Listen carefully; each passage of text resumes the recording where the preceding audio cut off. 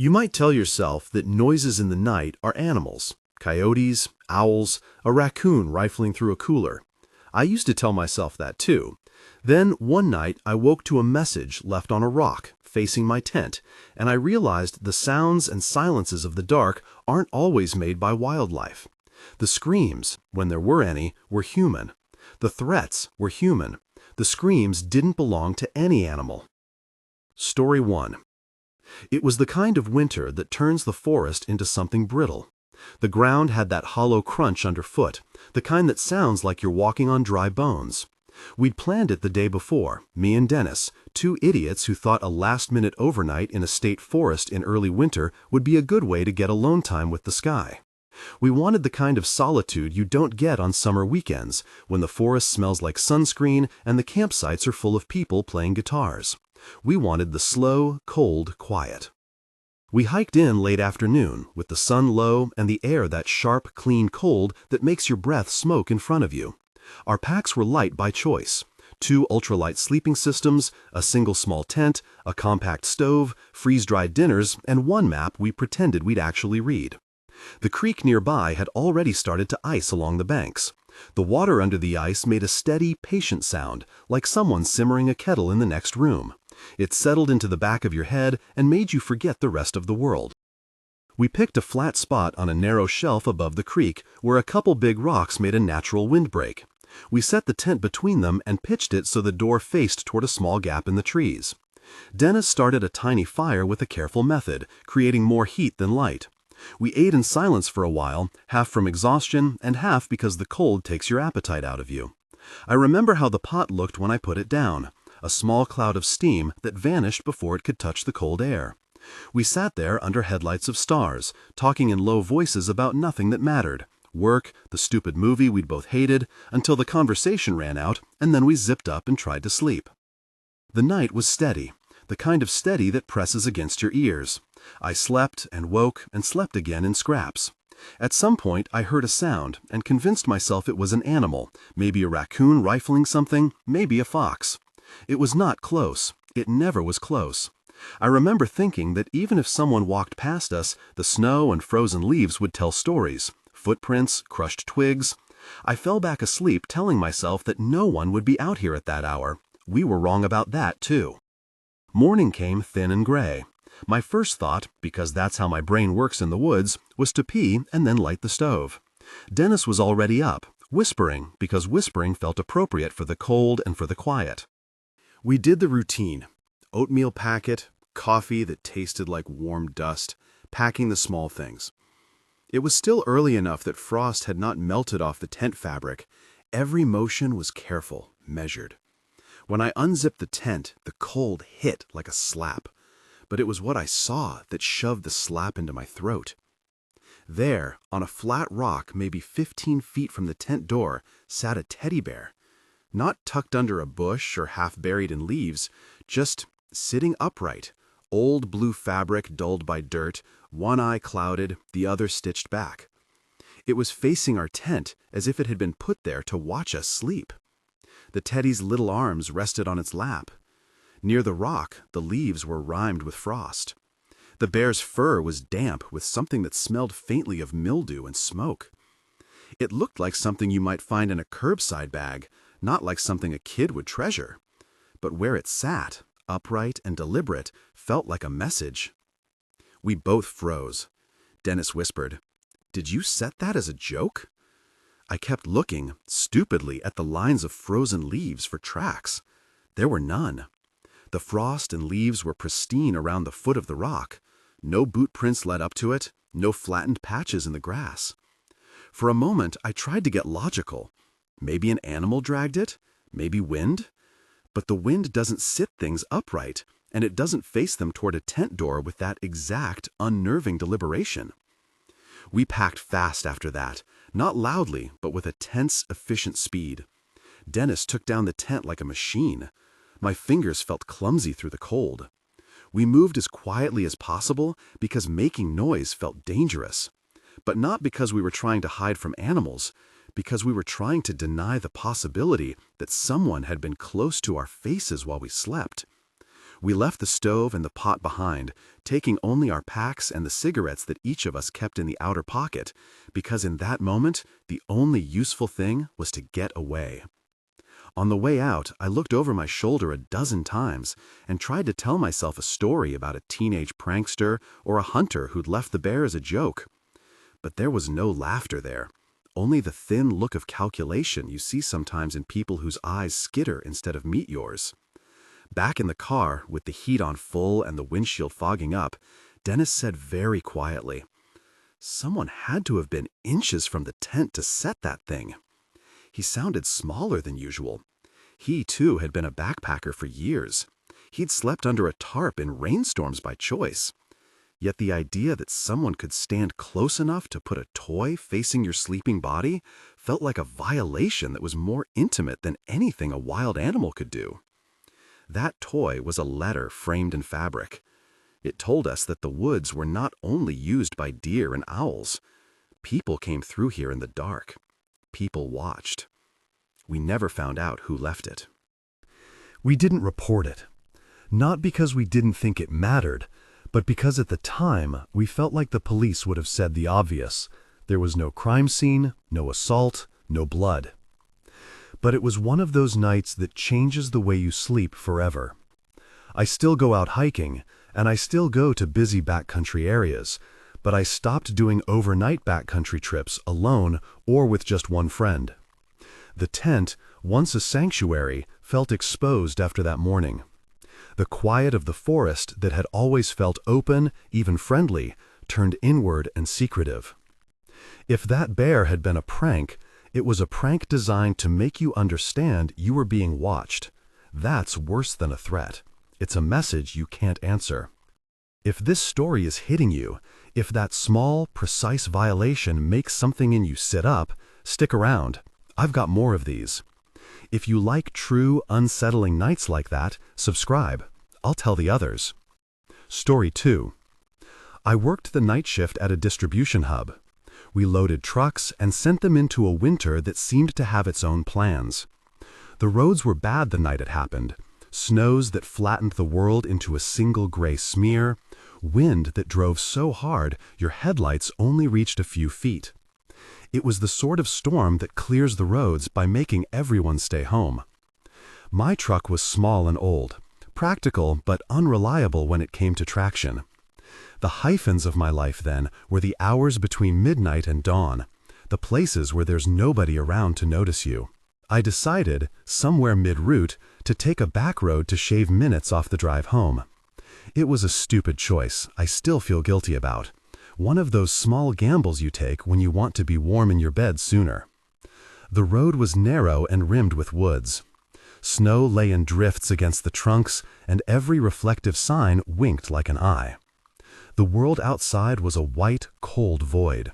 Visibility was so poor, I was already driving under the impression that things could appear out of nothing. Then I saw the lump. At first, I thought it was a drift, a fallen branch, a bag. Then I saw the shoulders move. It looked like a man curled up in the snowbank near the road. In a less stormy night, I probably would have driven on without a thought. In those hours, you learn that the world is full of people who misjudge their drive home and fall asleep in a ditch. But something in me, an old habit of doing the right thing, made me pull over. I tucked my parking lights on and stepped out into a blowing white that stung the face like sand. The car doors squeaked when I closed them. My boots sank into powder. The person in the snow lifted their head when I approached. He was dressed in layers, some trousers clumped with frost. He sat up awkwardly, and his voice came thin and urgent. "Help, I think I broke my leg," he said. His words were clear in the wind. He was coherent. He kept saying, "Please, can you help me?" He didn't sound like someone who'd been lying in the cold for long.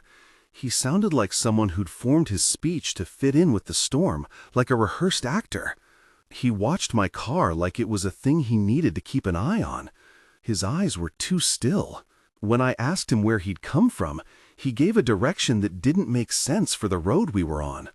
I told him I'd called for a tow, that I was going to try to find help, but he shook his head and repeated, "No, please, just help me, my leg." He made a small gesture like he'd been prodding at something to show the injury. At that point, two things happened at once.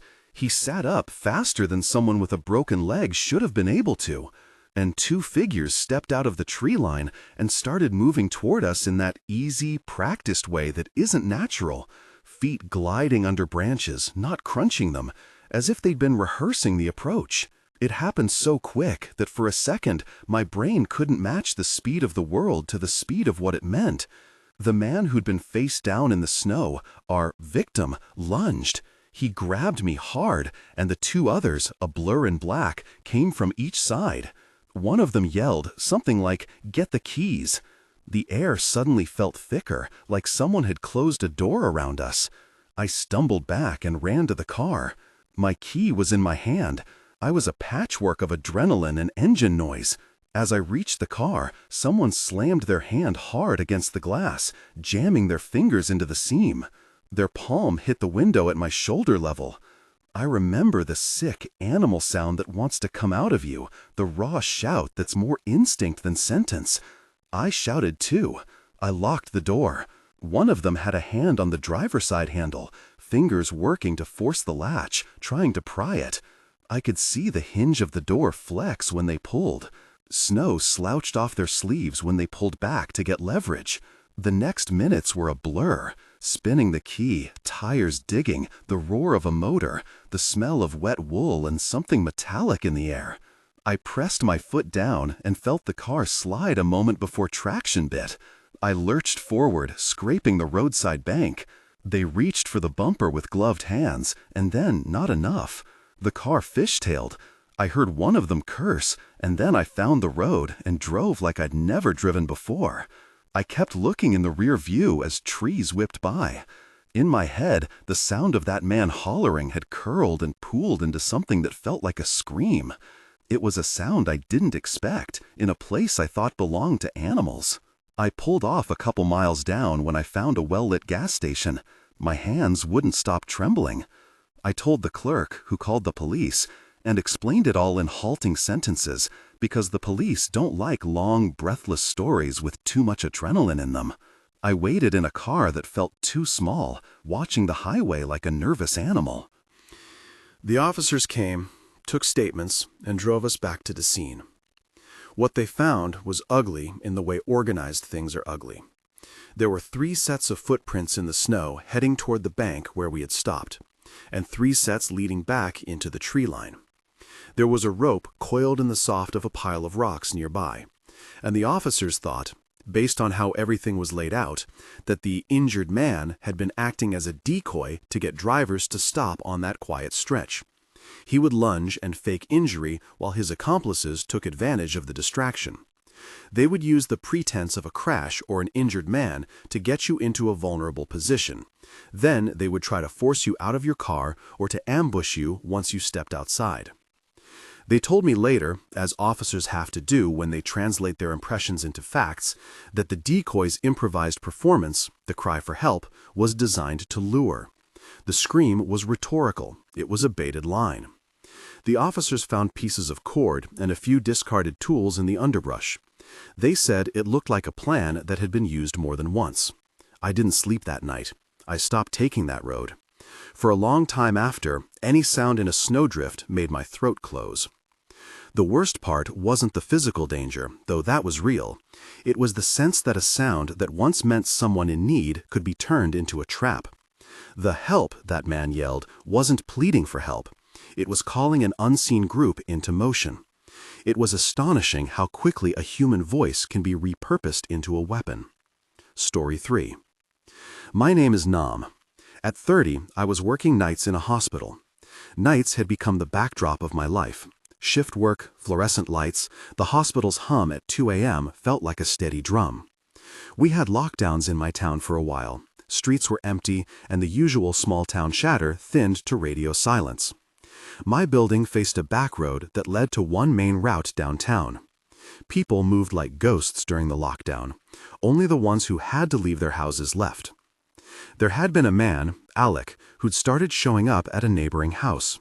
He didn't live there officially. He was, as people put it, a house guest who overstayed boundaries. He was in his 50s, and the first time I noticed him was because he commented on things you don't comment on.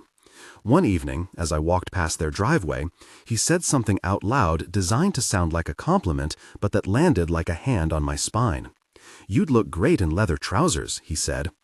I remember the sentence because it had that intentional, slow quality of someone practicing lines. It made my skin crawl. It felt like a slow measurement. I told myself he was socially awkward.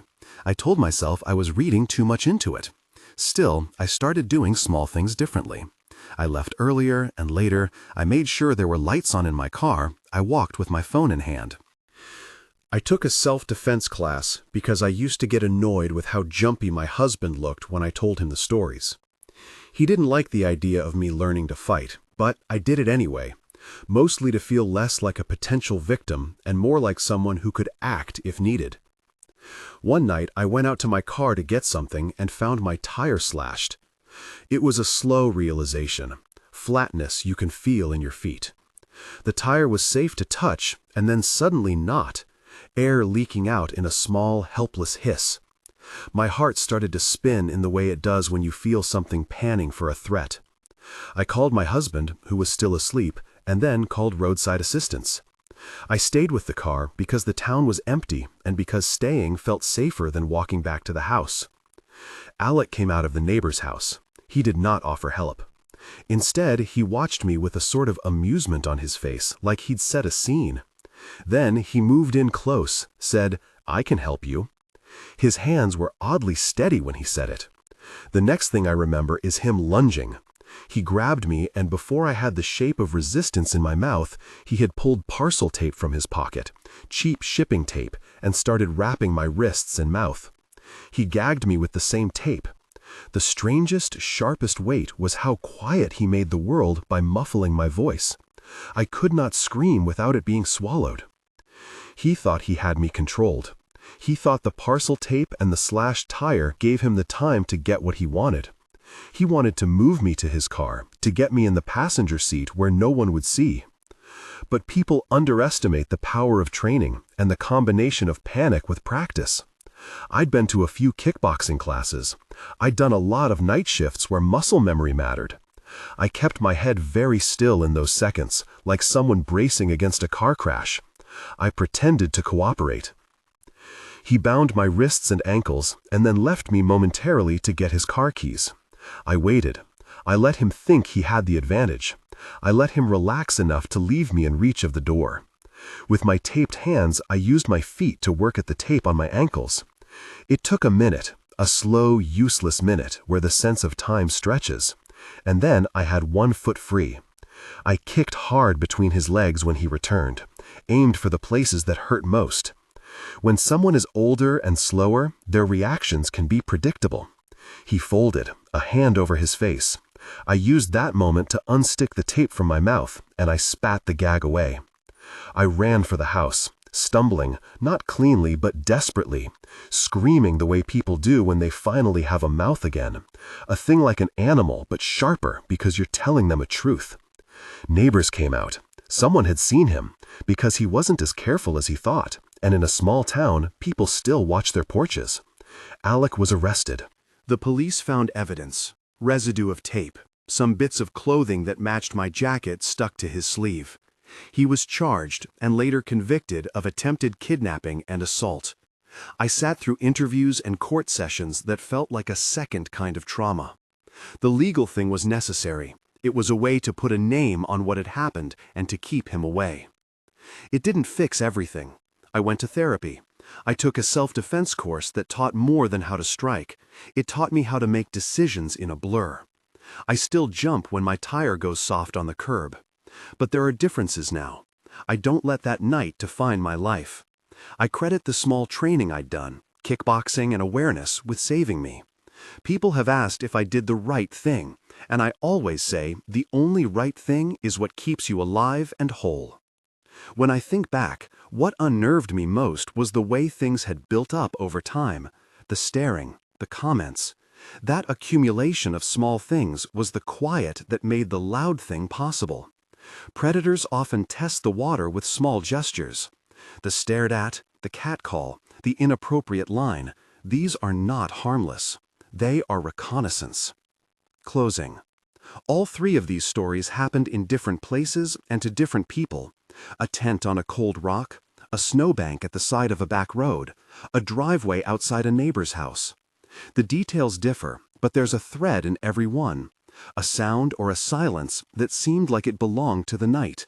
An animal's cry, a woman's cough, a stumble in the snow, was instead a human act. The teddy bear was silent, but it read like a scream. The man in the snow screamed for help, but his voice was a lure. The parcel tape muffled a woman's mouth, turning silence into a weapon.